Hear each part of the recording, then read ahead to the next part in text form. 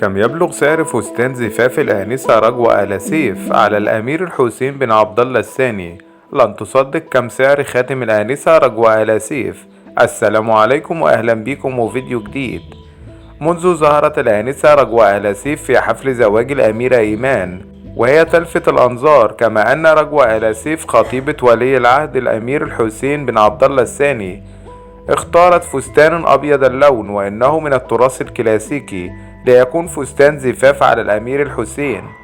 ويتميز الفستان الأبيض بالألماظ الذي يلتف على الوسط، وكما أنه فضفاض من الناحية العلوية وأكمام قصيرة لحد ما. وبلغ سعر الفستان 2587 دولار أمريكي.